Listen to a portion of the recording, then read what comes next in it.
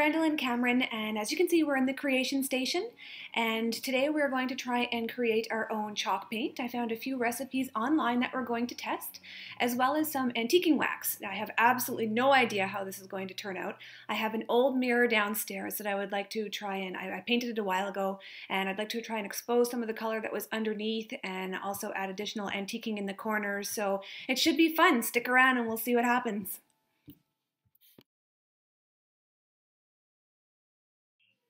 Okay, so for this particular recipe, we're going to use baking soda and regular paint. Now it's 1 part baking soda to 2 parts paint.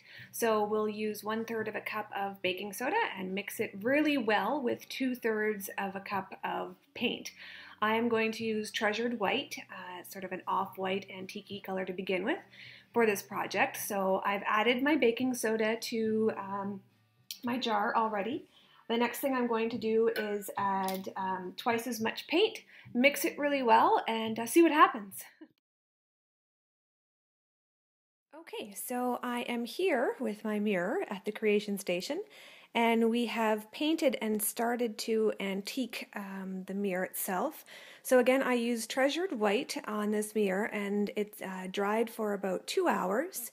The chalk paint itself that we made with the baking soda is quite gritty, but as soon as you start to sand it, it actually blends quite nicely, and it exposes the color underneath pretty good.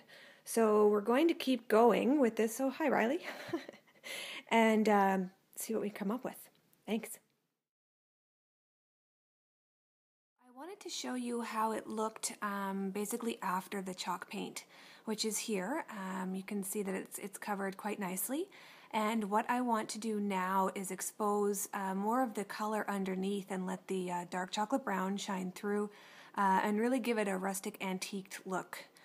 So I'm going to do that just by using a sanding block, just like this sanding block, and I'm going to just start by rubbing it over the mirror, and as you can see, I've started to do it at the top here, and it's just exposing like it's been worn, so it actually looks quite nice. Eventually I will remove the rest of my tape, but this is how it's turning out so far, and I'm quite pleased. So I'm just about done antiquing the sides. What I'm going to do now is I'm going to take a piece of fine grit sandpaper. So for those that don't know, the higher the number, the finer the grit. So I'm just going to finish up a few little spots on this with 150 grit sandpaper, and then I think we're good to go. And I'm feeling pretty good about this project, so I can certainly see this mirror in a bathroom with perhaps a damask wallpapered wall behind it, and maybe a really girly light fixture. So I think I've just inadvertently created my next project. All right, thanks for watching.